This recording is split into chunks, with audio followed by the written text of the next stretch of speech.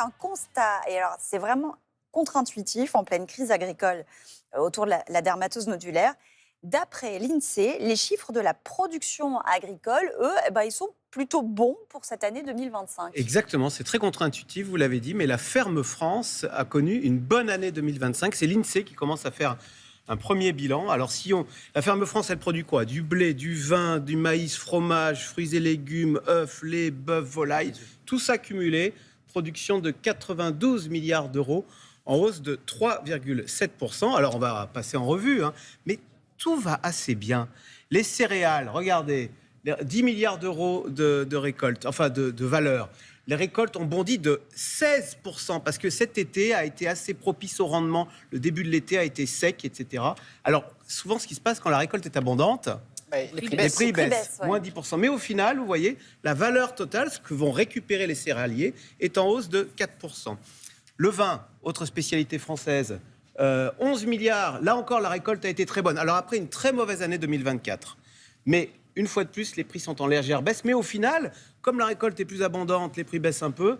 Les viticulteurs ont gagné plus 4%. Alors je sais, il y a les exceptions. Le mois dernier, on a parlé dans l'Aude, vous savez, à Béziers, dans l'Hérault, il y a eu des manifestations de viticulteurs. Il y a des régions où on est obligé de faire de l'arrachage parce qu'on est en surproduction. Mais ceux qui gagnent bien leur vie, les viticulteurs de Champagne ou de Bourgogne, ne disent rien. Et eux, on voit bien, les chiffres sont bons. Et puis surtout, Axel, en pleine crise bovine, l'INSEE montre que l'année 2025 est favorable à l'élevage. Alors ça, c'est Ouais. la là, stat c'est qui encore... tombe mal. Oui, Mais écoutez, c'est c'est l'INSEE qui C'est la ça. donne. Le chiffre qui gratte un peu ce Regardez, matin. le bétail, 16 milliards de revenus. Les volumes ont légèrement baissé. Alors ça va dans le sens des éleveurs bovins qui parlent de dépeuplement. Vous savez, on ne dit pas abattage, on dit dépeuplement. Oui.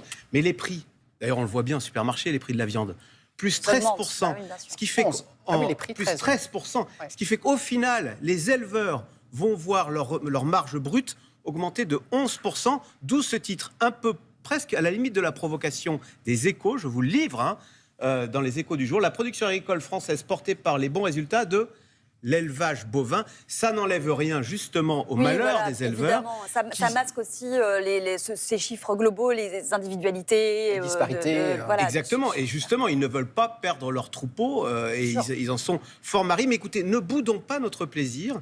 L'année 2025 est une bonne année pour la ferme France. Et on parle de souveraineté. Voilà, on a de la chance d'avoir des agriculteurs qui arrivent, je ne vais pas dire vivre de leur travail, mais en tous les cas, 2025 a été une bonne année.